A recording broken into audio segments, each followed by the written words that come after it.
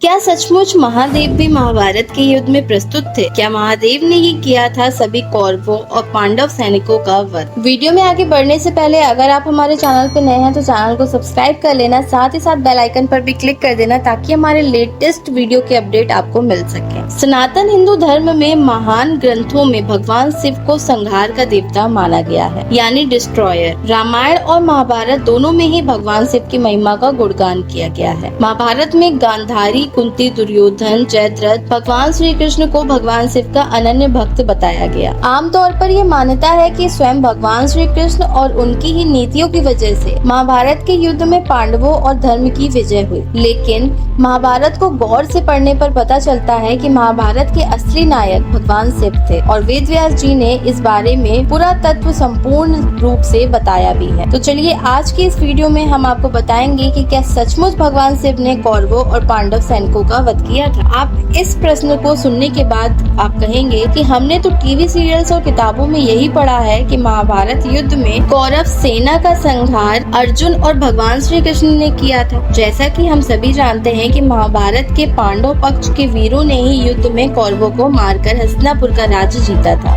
आप यह कहेंगे कि कौरव पक्ष में भीष्म, कर्ण, द्रोण ने पांडव पक्ष के करोड़ों सैनिकों का वध किया, तो आखिर हम भगवान शिव को महाभारत के युद्ध से क्यों जोड़ रहे हैं? दरअसल महाभारत के रचयिता वेद व्यास जी ने महाभारत में भगवान शिव के संहार कार्य का वर्णन किया है। महाभारत में अर्जुन ने किसी को नहीं मारा, ना ही भगवान श्री कृष्ण और ना ही भीम ने दुर्योधन के 100 भाइयों को मारा, ना ही भीष्म पितामह ने पांडवों के हजारों सैनिकों का नरसंहार किया। यहाँ तक कि गुरु द्रोणाचार्य और कर्ण ने कोई विशेष पराक्रम नहीं किया। अगर इस महायुद्ध में दोनों पक्ष के सैनिकों और वीरों का वध किसी ने किया तो वह थे महाकाल यानी महादेव। अब आप भी हैरान हो गए होंगे, लेकिन अब महाभारत के द्रोण पर्व में महाभारत युद्ध के इस वर्णन को बारीकी से जानते हैं। दरअसल द्रोणाचार्य की मृत्यु के बाद कौरव सेना हताश हो गई और जिस दिशा में भगवान श्री कृष्ण अर्जुन का रथ लेकर जाते, उधर अर्जुन लाशों के ढेर लगा रहे थे। लेकिन यह बात अर्जुन को भी समझ नहीं आ रही थी कि ऐसा क्यों हो रहा है। तभी अर्जुन वेद व्यास जी के पास जाते हैं और उनसे पूछते हैं, तो अर्जुन को व्यास जी ने भगवान शिव की कहानी और महिमा से रूबरू करवाया। अर्जुन व्यास जी से कहते हैं कि जब मैं अपने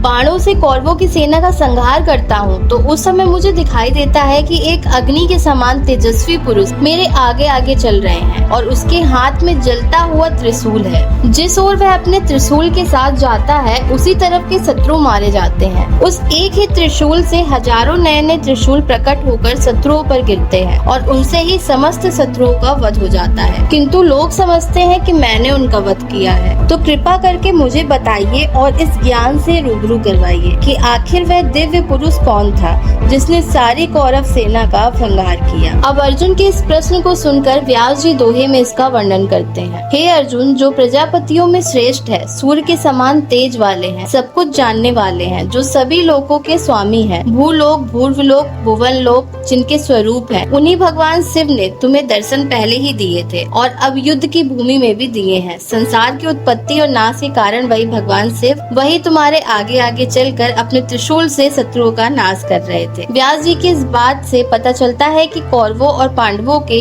युद्ध में महादेव ने ही समस्त कौरव सेना का संहार किया था। दरअसल भगवान शिव को संहार देवता माना जाता है और महाभारत के युद्ध में करोड़ों लोगों का संहार किसी और ने नहीं बल्कि महाकाल महादेव ने किया। लेकिन अब बात आती है कि फिर पांडव पक्ष के लोगों का संहार किसने किया? आप तो ये जानते होंगे कि द्रोण, कर्ण और भीष्म जैसे महावीरों ने पांडव सेना के करोड़ों लोगों को अपने अस्त्र शस्त्र से मार गिराया था। तो इस तथ्य की भी जांच कर लेते हैं। जब हम महाभारत को पढ़ते हैं तो हमें इस बात का पता चलता है कि पांडव पक्ष के वीरों का वध शिव जी ने किया और देवी कालरात्रि ने उनका सहयोग किया।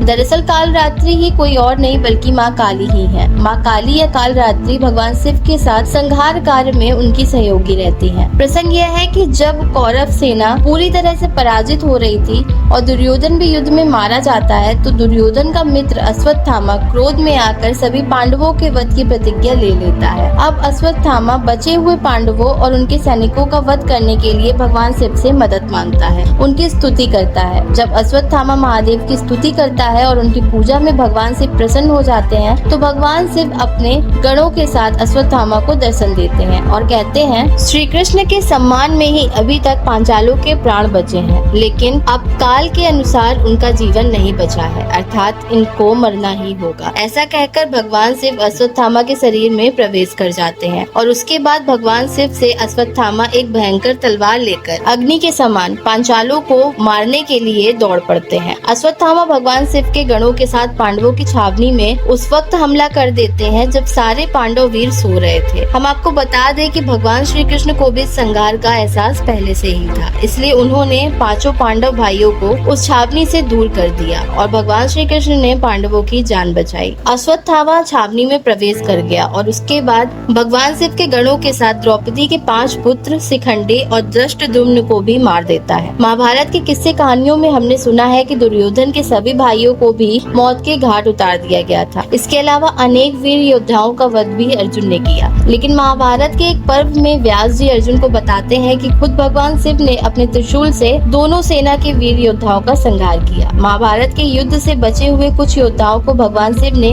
अश्वत्थामा के शरीर में प्रवेश करके अपने खड्ग से मार डाला। दरअसल महाभारत के असली योद्धा कोई और नहीं बल्कि भगवान शिव ही थे, जो दोनों पक्षों के वीरों को मौत के घाट उतार रहे थे और अपनी संहार की लीला रच रहे थे। तो आपको ये जानकारी कैसी लगी हमें कमेंट बॉक्स में जरूर बताएं। वीडियो पसंद आया हो तो वीडियो को लाइक करें, चैनल को सब्सक्राइब करें और कमेंट में हर हर महादेव लिखना ना भूलें।